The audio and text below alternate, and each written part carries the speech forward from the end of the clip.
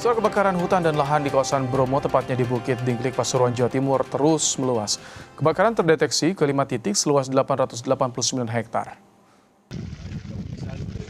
Api yang melalap hutan dan lahan Bukit Dingklik, Kabupaten Pasuruan terus berkobar. Sebelumnya 1 titik, kini menjadi 5 titik dan menjalar ke tebing dan lembah yang curam, sehingga sulit dipadamkan. Tugas gabungan berusaha memadamkan api baik lewat skema waterbombing maupun pemadaman jalur darat.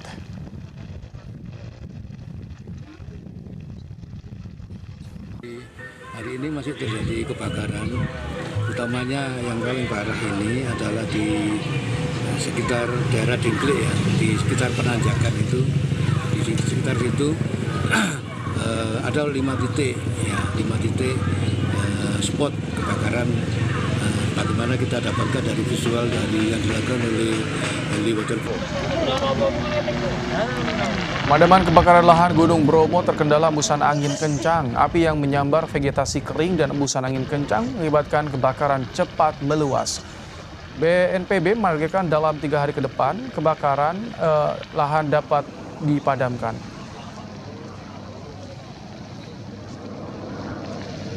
Kita upayakan 2 titik ini Jumat sudah selesai. Artinya kita bisa geser bombing itu kan udah ada 3 bombing. 2 bombing kita geser ke tempat lain karena tempat lain juga membutuhkan untuk pemadaman kebakaran. Itu apinya ada di ketinggian, sudutnya sampai 80 derajat. Jadi pasukan darat kan tidak bisa naik sampai ke atas. Ini juga menyangkut keselamatan jiwa. Yang kedua, sumber airnya tidak banyak, jadi hanya yang bisa diambil di Ranu Pane. Ya itu kendalanya itu. Yang ketiga ya kalau yang Kebakaran di Bromo terus meluas, sejumlah skenario pemadaman telah dilakukan mulai dari waterbombing hingga drone water spray. Apa kendala pemadaman lahan Bromo? Kita sudah bersama dengan pilot drone water spray yang juga staf Pusdal Ops BPBD Jawa Timur, Tangguh Edo. Selamat malam Pak Edo. Selamat malam Mas.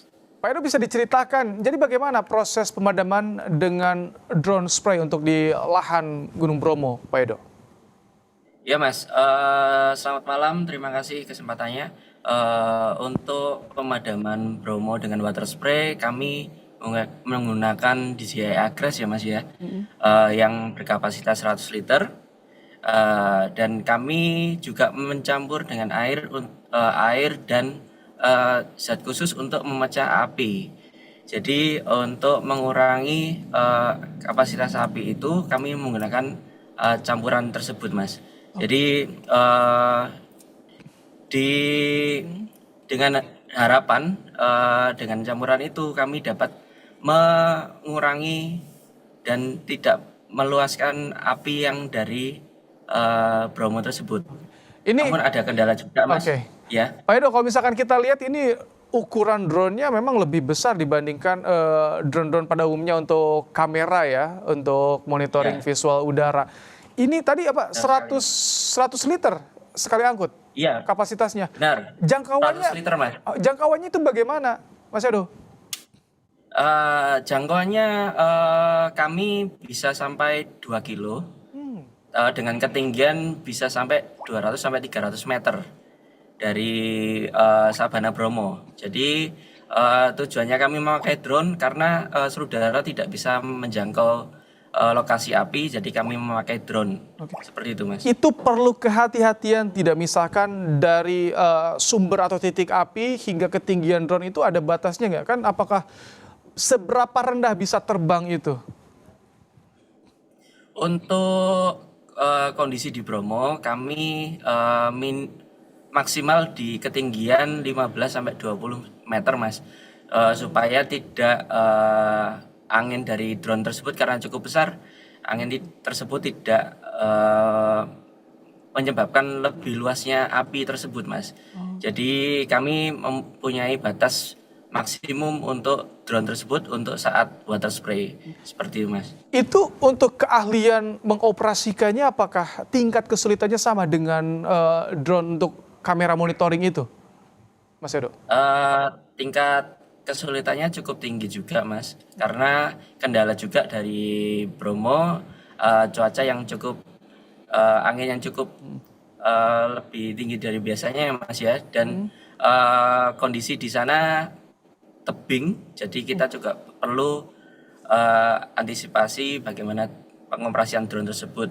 Dan kami juga memakai observer untuk melihat sekeliling drone tersebut. Jadi kita pakai drone yang lebih kecil untuk melihat situasi dan koordinat sebelum drone besar dioperasikan. Seperti itu, Mas. Kalau untuk sumber air bagaimana? Apakah memadai atau ada melimpah di mana sumbernya?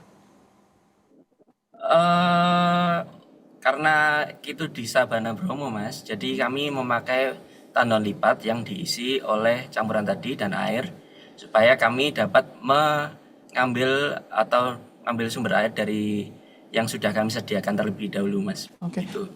Mas Edo, biasanya berapa kali dalam satu hari bisa terbang untuk water spray ini? Kami dari pagi hingga sore hari itu bisa sampai 30 kali ya, Mas ya.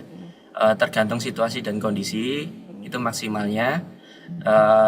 Karena Bromo cukup tebal untuk kabutnya, jadi kami juga mengantisipasi seperti itu, Mas. Jadi maksimal seperti itu, tapi kami ada terkendala untuk cuaca dan itu bisa mengurangi dari 30 rate itu, Mas. Oke.